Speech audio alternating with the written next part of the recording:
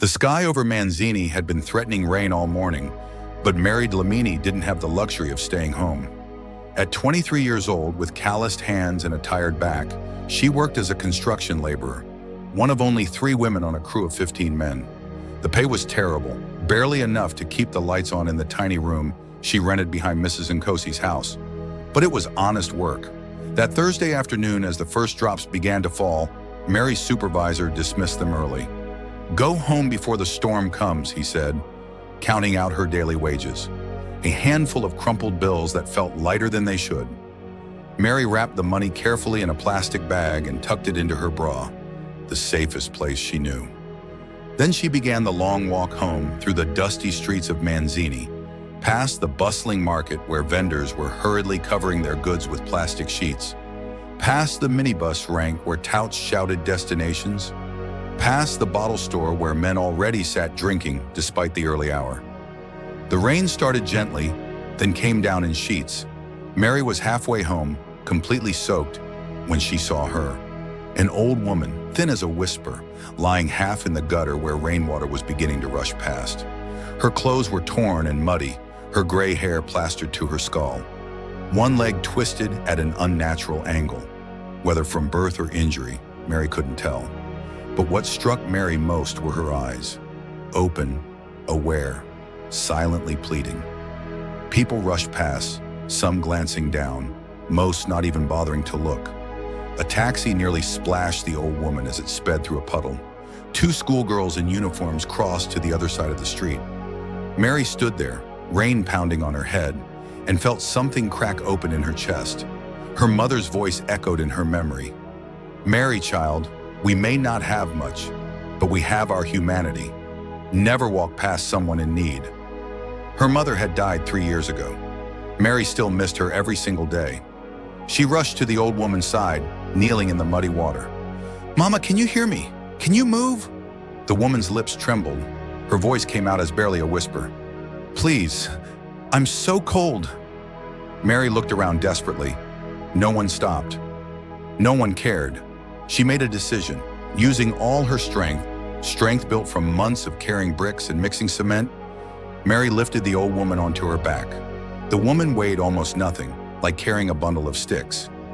Mary felt the sharp bones pressing against her, felt the old woman's cold, trembling breath against her neck. "Hold on, Mama," Mary whispered. "I'm taking you home." The journey back to her room should have taken 15 minutes. With the old woman on her back, in the pouring rain, slipping in mud, it took nearly an hour. Mary's arms screamed in protest. Her legs shook. Twice she nearly fell. But each time she thought about setting the old woman down to rest, she felt those thin arms tighten around her neck. Heard that weak voice whisper, "Thank you, my daughter. Thank you." When she finally reached Mrs. Nkosi's compound, her landlady stood on the porch with her arms crossed, her face twisted in disapproval. "Mary Dlamini, what is this? You're bringing an old mad woman into my property?" "She's not mad, Ma," Mary said, breathing hard. "She's just sick. She needs help."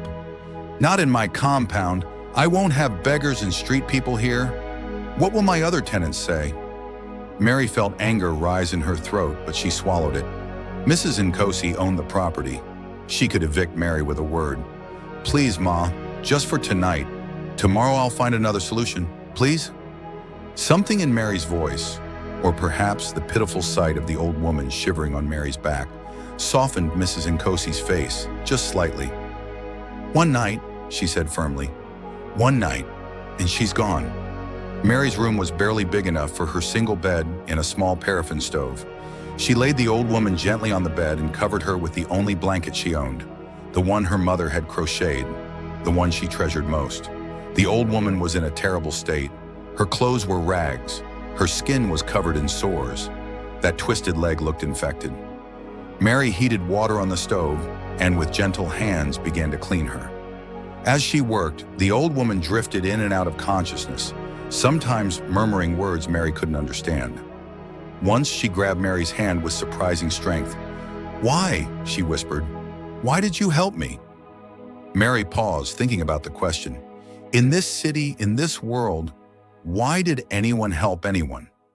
She thought about her mother again, about the times they'd shared their last meal with a neighbor, about the way her mother had always said that kindness was the only wealth that mattered.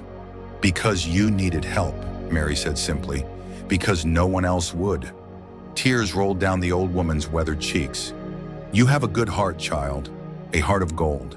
Mary made a thin porridge from her last handful of mealie meal and fed it to the woman spoonful by spoonful. She dressed her in one of her own clean dresses. It hung like a tent on the old woman's frail frame. She cleaned and bandaged the sores as best she could. That night, Mary slept on the floor, giving the old woman her bed. Friday morning arrived with sunshine. Mary woke to find the old woman sitting up in bed, looking more alert than she had the night before. The color had returned slightly to her cheeks. "How are you feeling, Mama?" Mary asked. "Better, my daughter. So much better." The old woman looked around the tiny room, taking in its poverty, the cracked walls, the single plate, the empty cupboard. "You have so little, and yet you gave me everything." Mary shrugged, embarrassed. "I have what I need." "What is your name, child?" "Mary Delamini." The old woman repeated it slowly, as if memorizing it. "Mary, a good name, a blessed name." She paused. "My name is Grace Smith." "Smith?" Mary was surprised. That was not a typical Swazi surname. Grace smiled mysteriously. "Yes, Smith." Mary cooked the last of her mealie meal for breakfast, barely enough for one person, which they shared as a meal for two. As they ate, Grace asked Mary about her life. Mary found herself opening up in a way she hadn't with anyone since her mother died. She talked about the construction job, about how the men made jokes about her, about how her supervisor sometimes forgot to pay her full wages. She talked about her dreams. She'd wanted to be a nurse, but couldn't afford the training. She talked about being alone in the world, about missing her mother every day. Grace listened to everything, her old eyes filled with understanding and something else, something that looked almost like recognition. After breakfast, Mary had to go to work. She'd already missed half a day yesterday. "I have to go to the construction site," she told Grace apologetically, "but I'll come back at lunch to check on you. There's water in the bucket, and—" "Go, child," Grace said. "Don't worry about me. You've done more than enough." Mary hesitated at the door. "Mama Grace, after today, I'm not sure what will happen. Mrs. Nkosi said you could only stay one night." "Everything will be fine," Grace said, with a confidence that seemed strange given her situation. "Trust me, child. Everything will be fine." At the construction site, Mary's troubles multiplied. Her supervisor, a fat man named Mr. Kumalo, was in a foul mood. "Mary, you left early yesterday and came late today. You think this is a holiday?" "I'm sorry, sir. There was an emergency." "I don't want to hear excuses." He pulled out his wallet and counted money. "Half pay for yesterday, and you're lucky I'm giving you that." Mary wanted to protest. She'd worked almost a full day yesterday, but she knew it was useless. Mr. Kumalo made his own rules. She took the money silently, feeling humiliation burn in her throat. As she mixed cement that morning, hauling heavy buckets in the hot sun, her mind kept drifting to Grace. Was she okay? Was Mrs. Nkosi harassing her? Where would Grace go? At lunchtime, Mary rushed home, spending money she couldn't afford on 2 fat cakes from a street vendor. When she reached her room, it was empty. Grace was gone. The bed was neatly made, the floor swept clean. On the small table sat a folded piece of paper, held down by a coin, the old woman's only possession. Mary picked up the note with trembling hands. The handwriting was shaky but elegant. "Dear Mary, my golden-hearted daughter, thank you for showing me that angels still walk this earth. You gave me more than shelter. You gave me dignity, love, and hope. I must go now, but know this. Your kindness will not be forgotten. Your life is about to change. Trust in the goodness you've shown, for it will return to you 100-fold. With all my love, Grace." Mary read the note 3 times, tears blurring her vision. She felt a strange mixture of relief that Grace had been strong enough to leave, and deep sadness that she was gone. She'd only known the old woman for one night, but something about her had touched Mary's soul. She tucked the note carefully into her Bible, the only book she owned, and went back to work. Sunday morning arrived bright and hot. Mary had no work, but no food either. She'd spent her last money on those fat cakes Friday, and payday wasn't until next week. Her stomach growled as she swept her room, trying to keep busy, trying not to think about her hunger. At exactly 10 a.m., there was a knock at her door, a sharp, authoritative knock. Mary opened it to find a tall man in an expensive suit standing there, looking completely out of place in Mrs. Nkosi's shabby compound. Behind him stood another man, also well-dressed, carrying a briefcase. "Miss Mary Delamini?" the first man asked. Mary's heart began to pound. Let's see what happens on part 2. Remember to subscribe for more episodes. Had she done something wrong? Was this about Grace? Was the old woman someone important who'd gotten lost?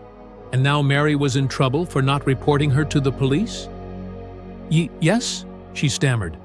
That's me. The man's stern face suddenly broke into a warm smile. Miss Delamini, my name is Thomas Sibanzi, and I'm the chief attorney for the Smith family. May we come in? Mary stepped aside, acutely aware of how poor her room looked, how bare her cupboards were. The two men entered, and though the room could barely contain them, they didn't show any judgment. Miss Delamini, Thomas said, 2 days ago, you helped an elderly woman, a woman named Grace Smith. Mary's mouth went dry. Is she okay? I was worried when she left. She's more than okay, Thomas said, and now he was grinning.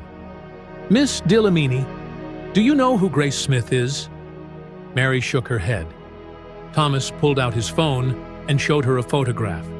It was a professional picture of Grace, cleaned up, well-dressed, sitting in a luxurious setting, next to a distinguished-looking elderly man in a wheelchair.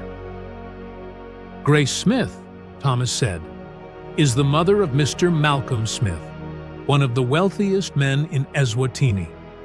He owns Smith Industries, construction, manufacturing, agriculture. Perhaps you've heard of it? Mary felt the room spin. Of course she'd heard of Smith Industries. Everyone had. The company employed thousands of people. Their buildings were all over Manzini, all over the country. 3 days ago, Thomas continued, Mrs. Grace Smith wandered away from her home. She has dementia, you see, and sometimes she gets confused. Her family was frantic. They searched everywhere. Police, private investigators, everyone was looking for her. And then, Thursday night, she somehow found her way back home, clean, fed, dressed in fresh clothes, and talking about an angel named Mary who saved her life. Mary couldn't speak, couldn't breathe. Mrs. Smith told her son everything.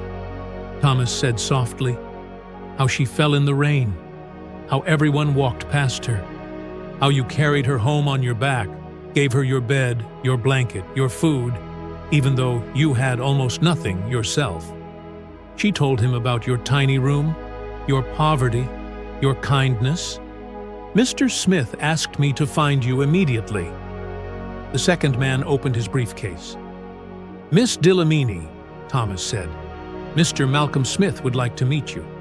But first, he asked me to deliver this. He handed her an envelope. With shaking hands, Mary opened it. Inside was a check. Her eyes couldn't make sense of the numbers at first. She counted the zeros once, twice, 3 times. 1 million imalanjani. She looked up at Thomas, sure this was a mistake. It's real, he said gently. Mr. Smith wanted to thank you properly. But there's more. More, Mary whispered. Mr. Smith would like to offer you a position. He said that anyone with a heart like yours deserves a chance in life. He's prepared to sponsor your nursing training, full scholarship, at the best school in the country. And when you graduate, you'll have a job waiting for you at the Smith Industries Medical Clinic, with a starting salary of 20,000 emalangini per month.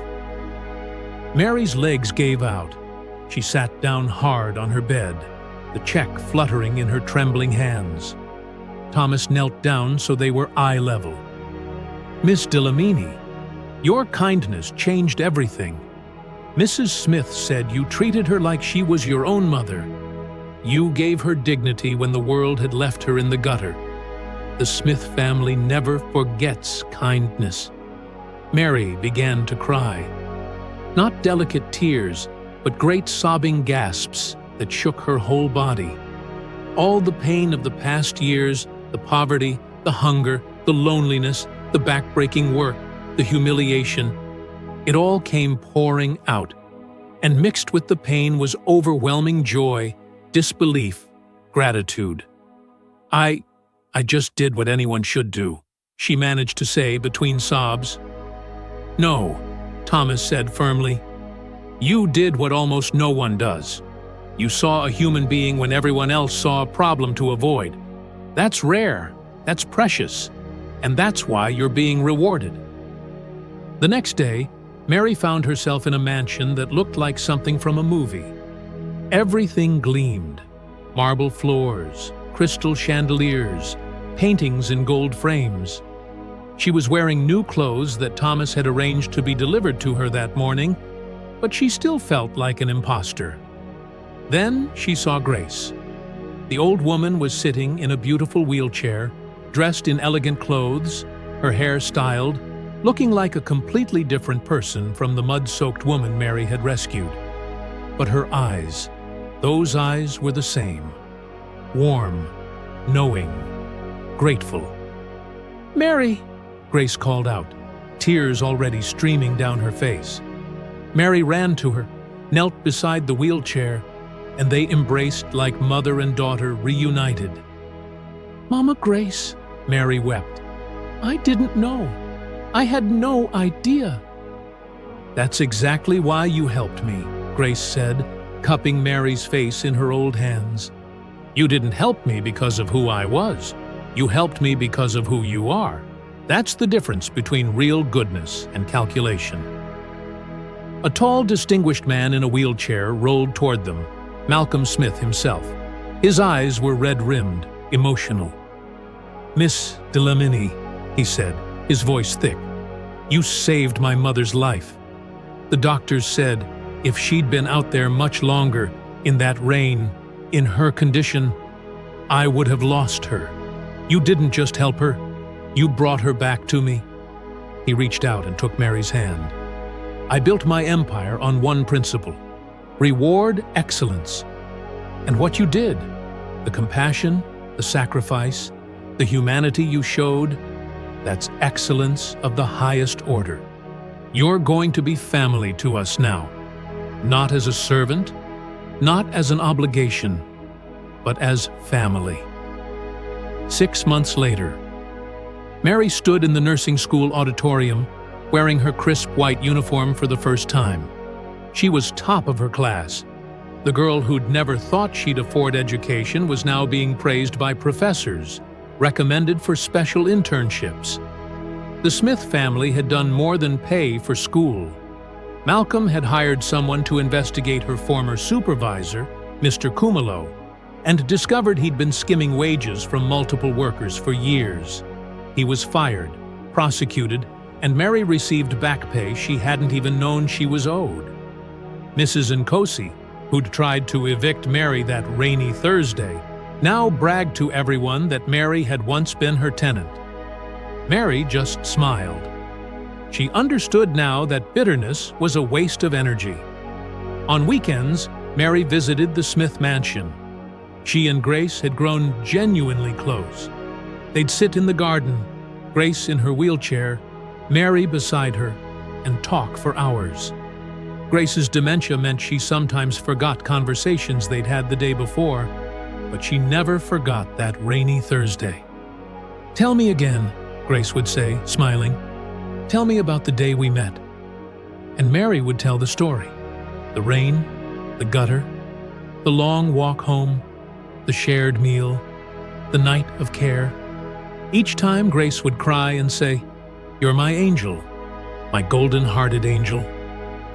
Malcolm set up a foundation in Mary's honor, the Golden Heart Initiative, providing scholarships for young people from poor backgrounds who demonstrated exceptional character. Mary helped select recipients, looking for people like herself, hardworking, kind, overlooked. She used part of her gift money to fix up Mrs. Nkosi's compound, improving the conditions for the other tenants who lived there. She donated to the church her mother had attended. She sponsored 2 orphans' education. The money didn't change who Mary was. It just amplified what had always been there: a good heart. One evening, sitting with Grace in the mansion's garden as the sun set over Manzini, Mary asked the question that had been on her mind for months. "Mama Grace, do you remember anything from that day? When you were lost?"